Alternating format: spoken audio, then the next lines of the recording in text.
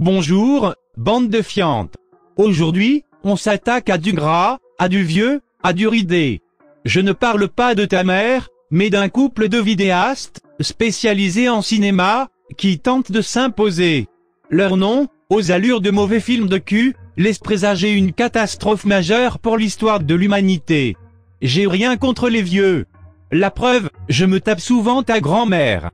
Tu lui diras de changer de dentier, au passage. Ses dents ont tendance à gratter. Bref. Je suis même assez respectueux des vieux qui tentent de faire des trucs de jeunes. Comme quand mon grand-père passe des castings de films de boules, pour gagner davantage qu'avec sa petite retraite.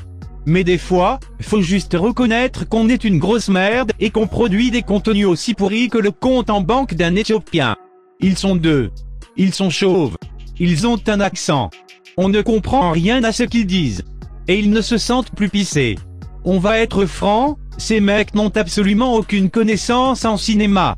C'est le même genre de type que ton vieux tonton, qui regarde les films le dimanche, sur TF1, et qui se dit amateur de grand cinéma. En vrai, ça se masturbe devant Titanic, et ça ne sait pas aimer le cinéma moderne. Passé les années 2000, ils ne connaissent plus. Il y a un truc qui me navre, c'est l'humour de merde. Ces petites blagues merdiques, que ton père enchaîne entre les plats, lors de tes putains de réunions de famille.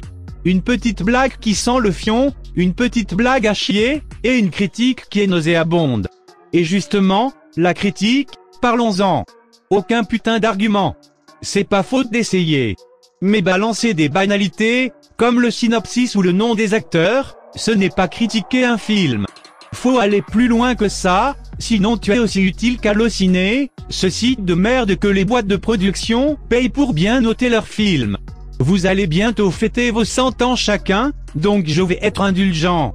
Je vais même vous donner des conseils. Premièrement, arrêtez YouTube. C'est pas pour vous, absolument pas. Vos abonnés, ce sont vos assistants de vie en maison de retraite. Couvre-feu à 17h, n'oubliez pas. Deuxièmement, c'est chiant. Pire que ça, c'est la mort. De la torture. Entre les blagues pas drôles, un montage de merde, un cadre de merde, un son de merde, une image de merde, un décor de merde, aucun rythme, aucune ambiance. C'est même pas plat, c'est creux.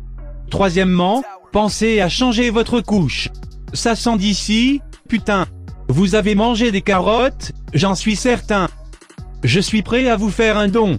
La prochaine fois que je me rase la bite, je vous offre mes poils de sexe et vous pourrez les coller sur votre crâne luisant, qui rendrait jaloux monsieur propre. Vous pourrez vous confectionner de belles perruques. Les poils de bacon, c'est de la qualité. Torcher des papilles, c'est pas ma passion. Mais il y a des coups de pied au cul qui se perdent. Et Kevin Bacon doit assumer son rôle de justicier. Allez, je retourne niquer Scarlett.